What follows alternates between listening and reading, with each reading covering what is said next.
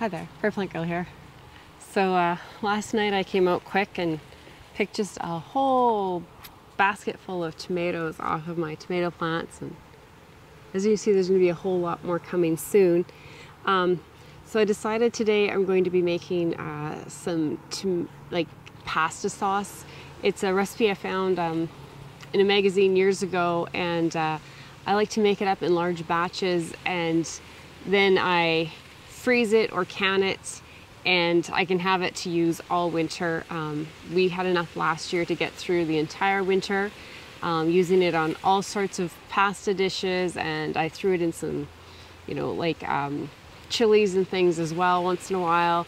Anything where I thought, where you'd like a nice tomato-based pasta type sauce. So I have most of the things set up in the kitchen, but I need some onions. So I'm gonna grab some onions out here quick, and they're actually growing right here in the tomato bed.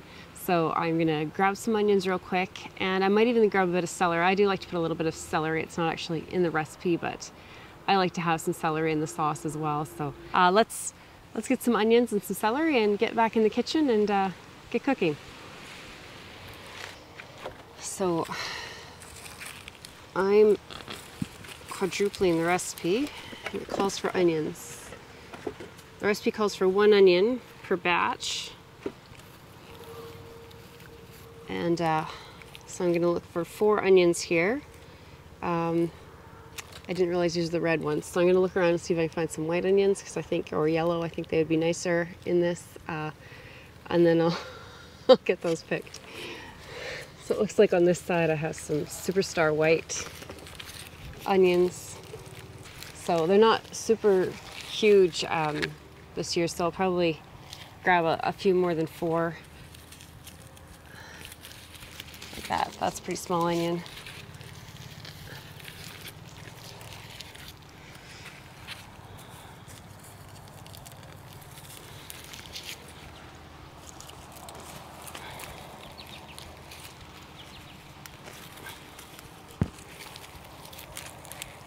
So 2, 4, and a couple more. Maybe do that many. I have to kind of sneak these in. My husband and my kids think they don't like onions, but sometimes in things like this I can sneak them in. So we'll get these in there. And right in the bed across from the onions is celery. So let's see, I haven't picked a lot of celery lately. It's getting a little bit stringy, but it'll be okay cooked.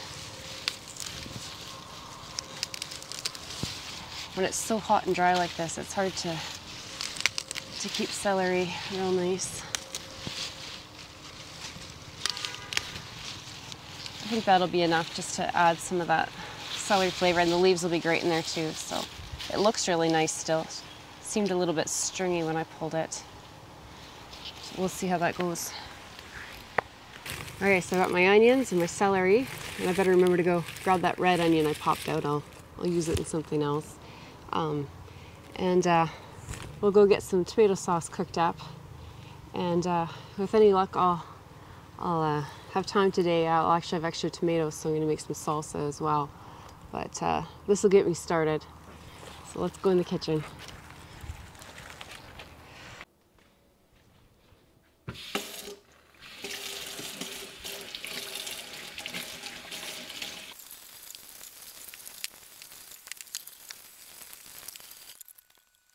I'm just going to show you real quick what all I have laying out here, what this recipe requires, and then we'll get doing some chopping and cooking here. So let's see what we need for this recipe.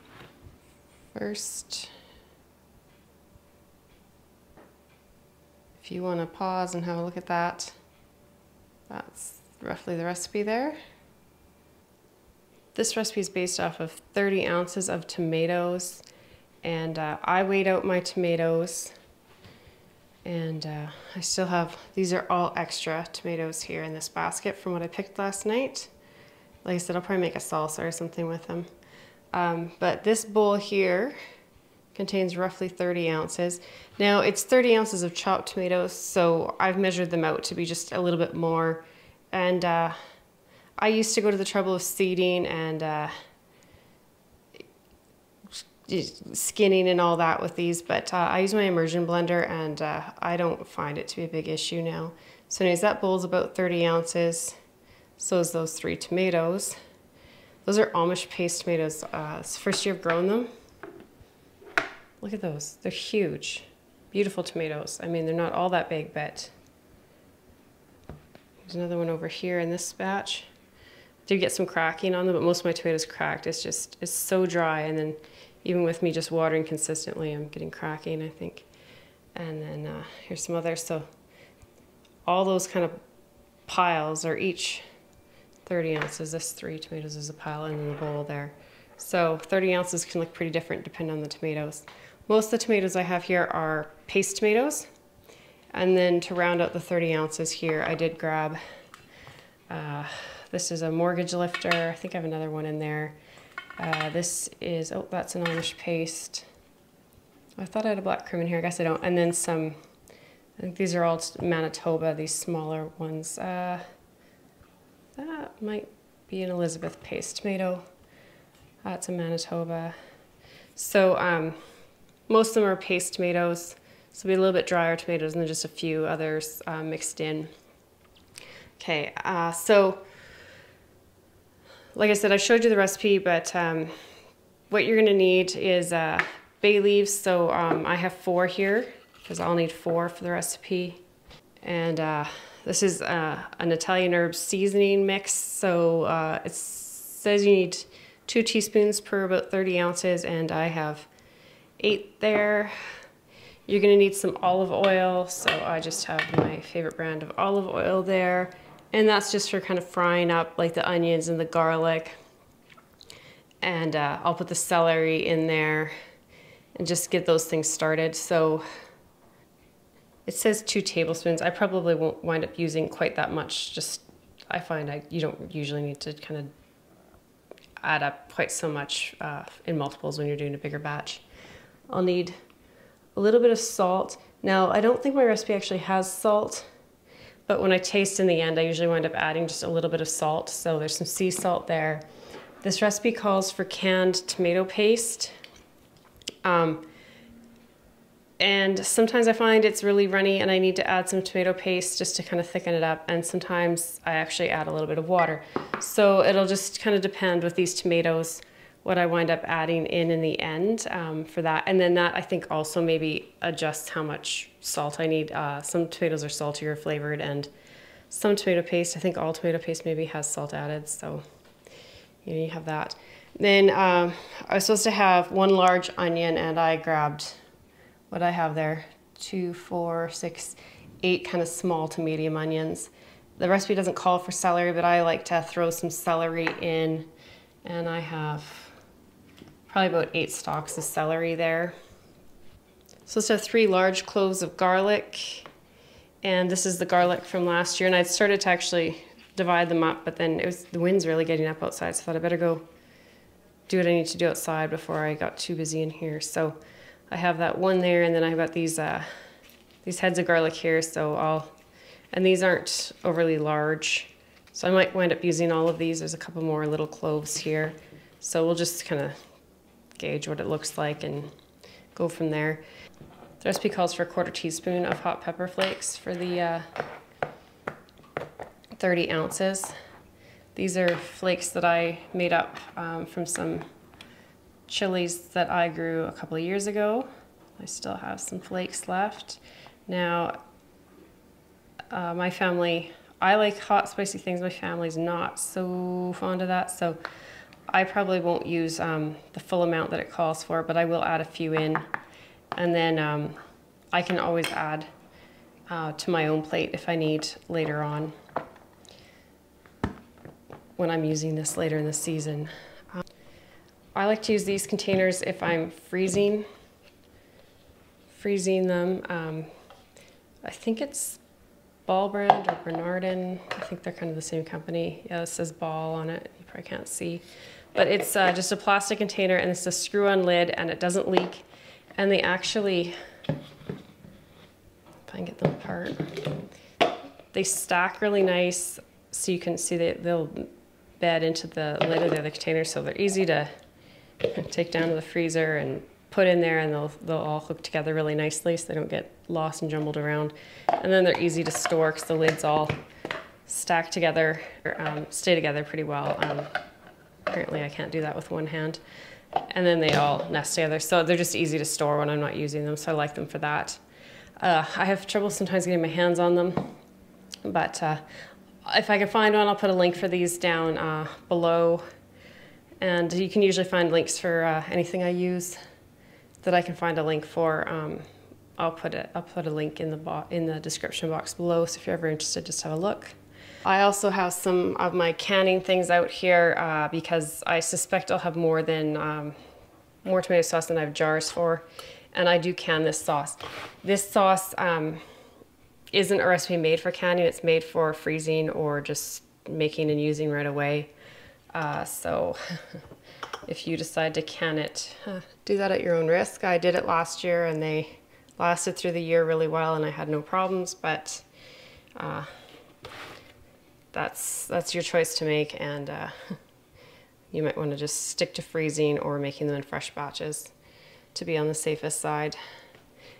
The recipe does call for cheese, and because I will probably wind up canning some, I don't put the cheese in right now. I will save the cheese. I'll just put that in when I heat this up and use it to make a dish. I'll just add the cheese in then, because I just don't feel like that's safe to be canning that way. If you were using a pressure canner, I don't know about pressure canning, you could probably get away with it, but I just water bath, so that's my thoughts on that. So I'm just going to start chopping up and getting things ready to cook here.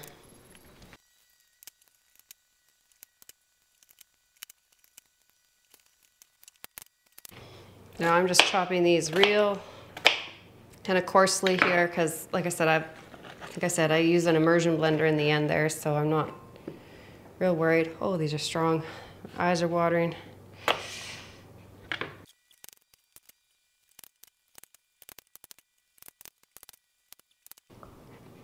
Oh my goodness, these onions are strong. I have like tears running down my face. I probably look a wreck, but I got the onions chopped.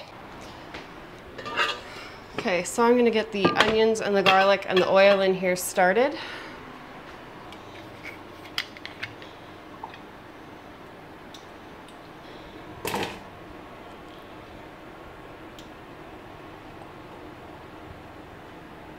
Okay, so I'll let the onions kind of sweat down a little bit, and then I'll add the garlic in, let it sweat for a bit, and while I'm working on that, I'm gonna chop up the celery.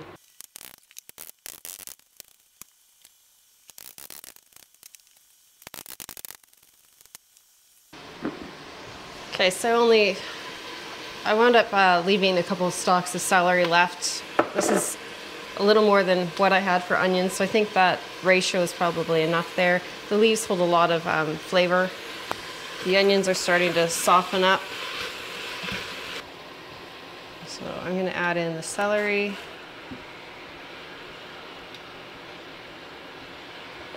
And the garlic. And again, you'll see, like, I didn't even really chop the garlic up, but I'll hit it with the Immersion Blender later, and the stuff will get chopped up real fine. What I like to do is do this stuff up really fine with the Immersion Blender, and then I throw in the tomatoes afterwards, and then I'll just do kind of a coarser chop at the end with those. So just gonna let this continue to kind of sweat and cook a little bit. And then I'll add in the Italian seasoning and let it cook a little bit like that, and then I'll throw in the tomatoes. Okay, so just cleaned up my space here. I actually took out the compost from the onions and the garlic just to get the smells down a little bit. And I've washed the tomatoes.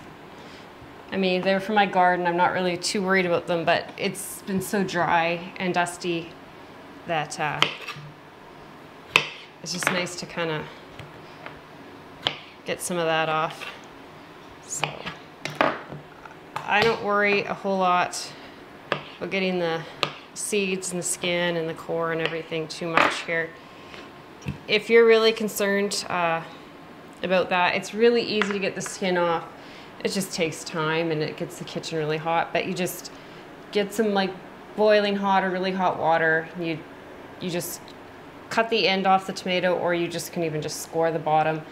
Drop the tomato in the water, and the skin will start to peel back. Then you put it in ice water, and then you can just, once it's cool enough to touch, you can just peel the skin off. So if you're concerned about the skins, you can do that.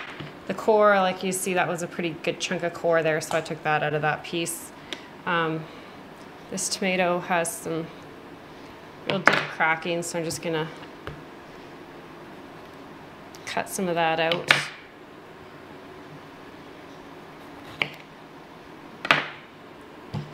Now, if you want to get the seeds out, if you're concerned about the seeds, a lot of these, especially these paste tomatoes, just have these little pockets of seeds. So you can just easily go through and just kind of peel those seeds out. And you'll get most of the seeds out doing that.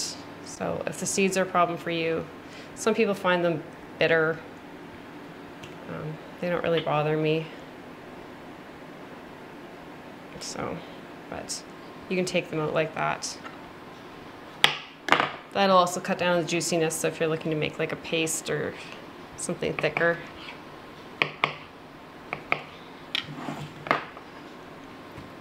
But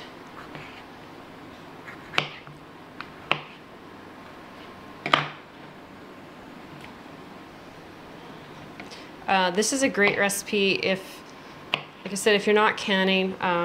This is a great recipe. You can easily add like zucchini, or just par cook some carrots or something, or some peppers into, and I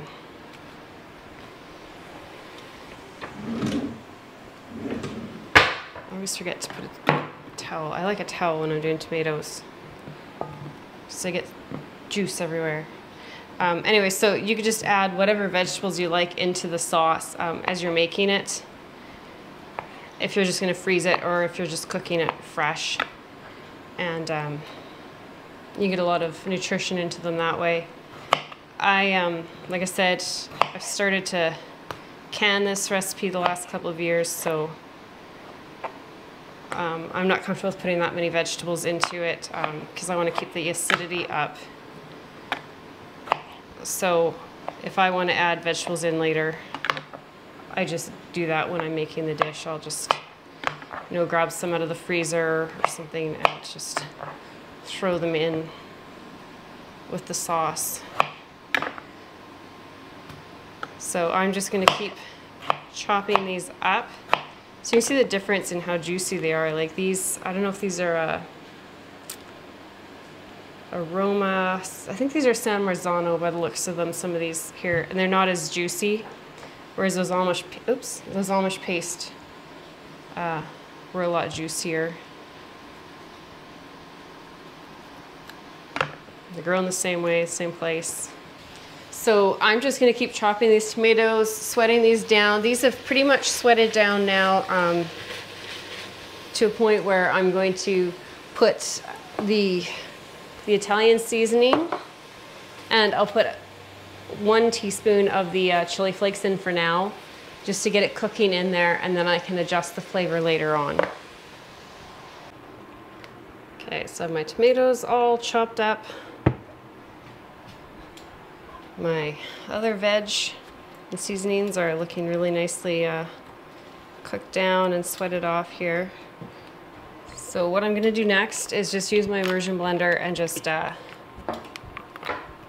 bring all these pieces in here down to a real nice, real fine texture. This is a Braun Immersion Blender. It also has attachments for smoothies and things. I love it. I bought it on Amazon. I'll try and put a link down below for it. I've had it for several years. So if this is something you're looking for and wondering about a good one, because I know when I was looking for it, I was really looking around.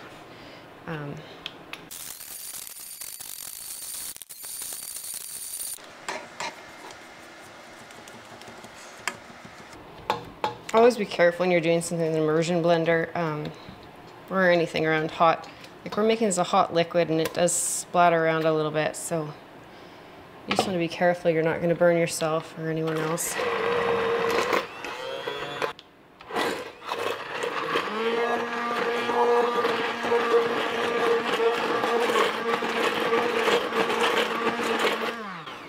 Okay, so you can see that's gone down to a really pretty fine texture there. I mean, it looks kind of gross right now, but this is just the base of flavors. We want to add our tomatoes too. Okay, so we're gonna just dump these tomatoes in here.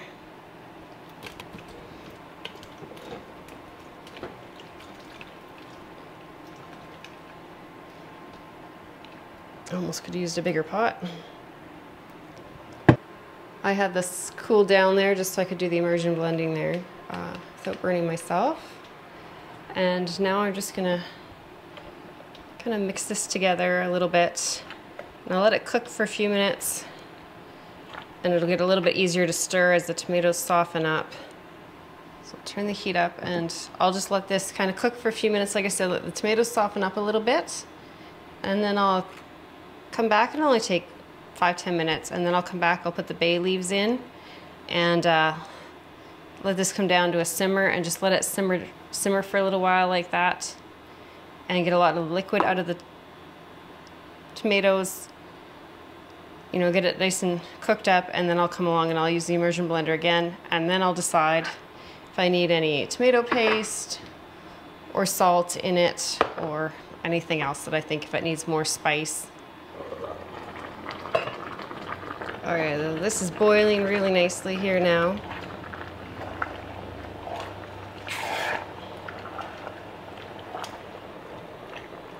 It's softened up really nice. You see there's lots of liquid in there now.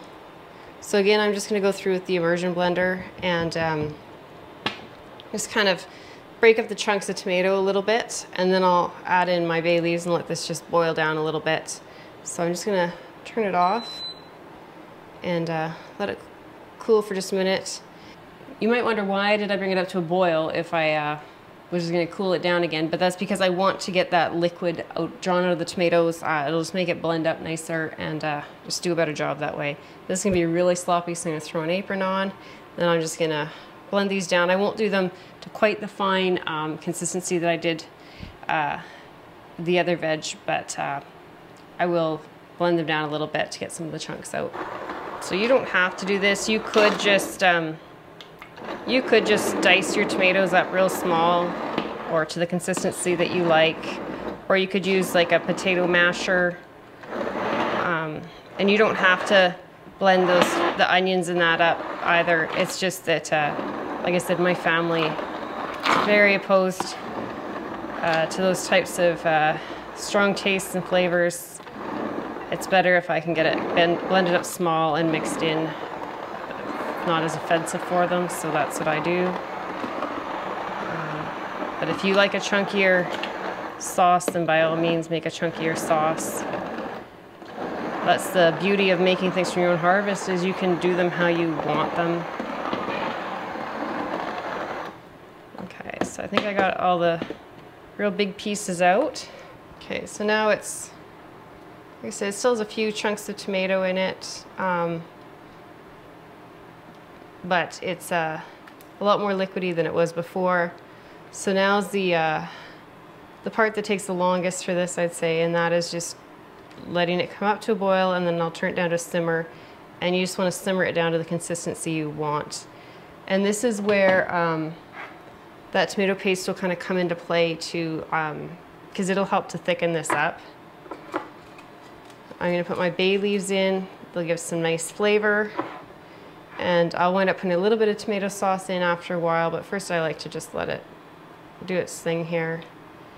And then once I've gotten it down to, you know, pretty much the consistency I like, then I'll add in some of that tomato paste, let it cook a little bit more, and just taste it for flavor and seasonings before putting into jars to freeze or to process in my water bath canner.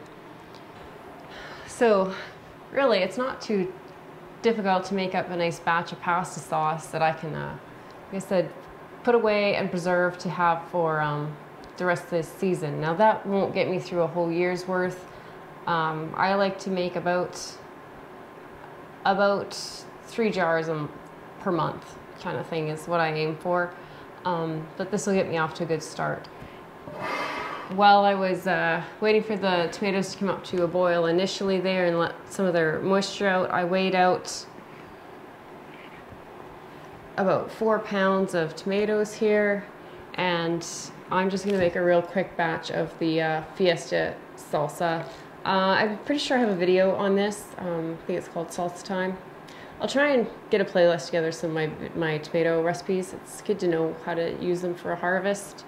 So this is something else I'm going to do with this harvest. Another thing I like to do is stew my tomatoes, and there's also a great like tomato tart kind of thing that I like to make. So I'll see if I can get all those recipes together into a playlist for you. And yeah, just do whatever. I make about 3 different kinds of salsa. So, but this is just the easiest one. It's the quickest one, and it's a nice one to just make a small batch of when I'm doing something like this in the kitchen already and I have some extra tomatoes. I just easily just whip this up and have it going without having too many extra ingredients and, you know, getting recipes mixed together. So yeah, I'm just going to whip up a batch of this while I'm waiting for that to cook down, and that'll be my basket of tomatoes has reduced down. This is what I have left out of there. And then, oh, I found a cucumber I missed. I made some, you may have noticed a paper bag upside down on the counter back there. I have some lacto-fermented pickles started with the cucumbers I picked yesterday. Then there's these couple of celery leaves I need to get in the fridge, and this onion that I picked today. So yeah, not too bad for a nice tomato harvest in the afternoon of cooking, and I'll have lots to put away for the winter. So I'll bring you back when I'm putting the paste in and let you see kind of the consistency of the tomato sauce there, and when I have some salsa made, so you can have a look at that too as well. I'll show you what I've made at the end. Okay, so I have my salsa mix all mixed up here, and it's just boiling on the stove, simmering away. I did add a Sugar Rush peach pepper into it here, just to give it a little extra kick. I've never tried that before, but I think it should give it just a little extra, just to boil in there for a little bit. And then my pasta sauce has been boiling for about an hour now. It's been simmering on the stove, and you can see the level has dropped down quite a bit in the pot. I have added about 2.5 jars or cans of that tomato paste just to help thicken it up a bit, and I'm going to take the bay leaves out. I've given it a taste. It tastes pretty good. It has a little bit of kick to it, but not, I don't think it's going to be too spicy for the rest of my family, so we'll leave the pepper flakes with just that 1 teaspoon that I put in here. And I didn't think it needed any salt. Like I said, sometimes, depending on the tomatoes and the ripeness and whatnot, sometimes it seems like it needs a bit of salt, but it didn't this time. I'm just looking, I know I put 4 bay leaves in here. That can be kind of tricky to find them. Oh, there's another one. Nope. So there's one more in here somewhere. I have my canner going. It's just boiling just to heat the jars and disinfect them, and I have the lids waiting and ready, clean and disinfected. Everything's waiting to do the salsa canning and to put any leftover pasta sauce I might need into jars. Can't find that other bay leaf. Well, it'll turn up as I go through. Oh, there it is. So there, make sure you take those out. So I have 6 of these containers here for the spaghetti sauce, pasta sauce. And I'm just going to ladle it in to the jars. I could leave it a little bit longer and let it thicken up a bit more, but I think this will be fine.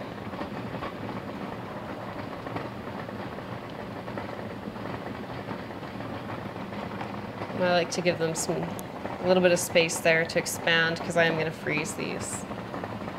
So I'm just going to fill these up.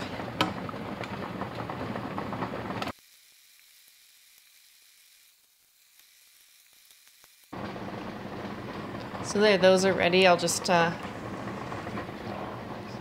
clean up and screw the lids on. So I'm going to give them a wipe and get those lids on.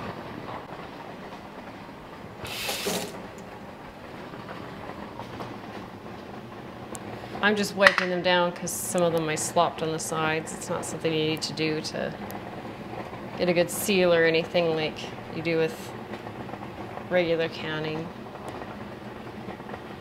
It's just because I'm messy. So these are pretty much ready to go in the freezer now. I just need to get them labeled, and then I'll take them down to the deep freeze and spread them out so that they freeze quickly. I'll do that after I want to get the rest of this stuff into jars and get it in the water bath canner, and then while it's processing, I can get these labeled and get them down to the deep freeze. So this certainly isn't a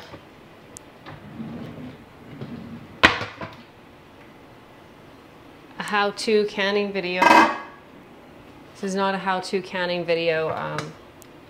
You know, make sure that you look up what you need to do to safely can things, and the do's and don'ts of water bath processing. But it's not a complicated thing to do. You just need to know how to do it safely.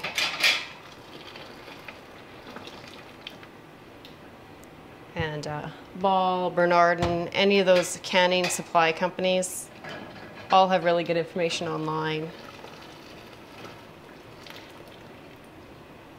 But especially when you're just starting out, it's good to find a good, tried, tested canning recipe. And like I said, things like this type of thing that are pretty simple to do and have very basic instructions for you to follow, that can be a good way to get started if you're just starting out. For any of you wondering, because I wondered when I got it, this is an induction cooktop and it works with this canning pot.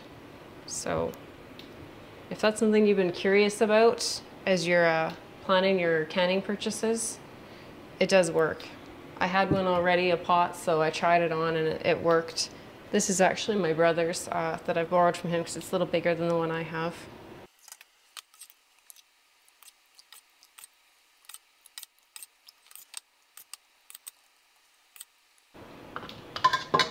So that was pretty good. There's just a little bit left in there. I might be able to spread it out between the freezer jars, but I don't think there's enough for another can in there.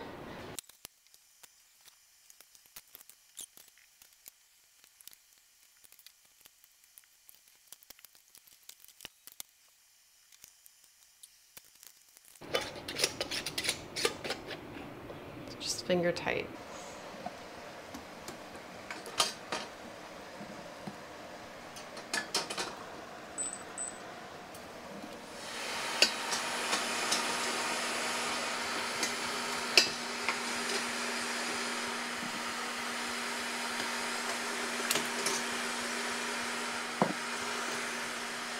Now I'll bring these back up to a full boil again, and once they're at a full boil, then I'll start my processing time, and that'll be for 35 minutes. Then I'll turn off the stove, let them sit for 5 minutes to kind of cool down a little bit, and then always bring them out onto a towel because you don't want to wreck your container, or you can, if the counter is a little bit cool and you put a hot jar on it, you can actually break your jar as well. So.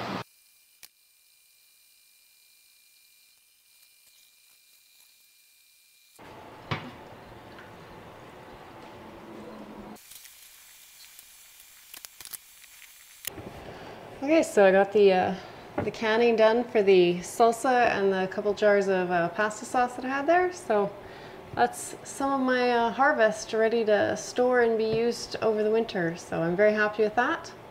So I hope you found this interesting. If you did, hit the thumbs up button, leave a comment down below, and subscribe if you haven't done that yet. And we'll see you in the next one. Thanks for watching. Bye.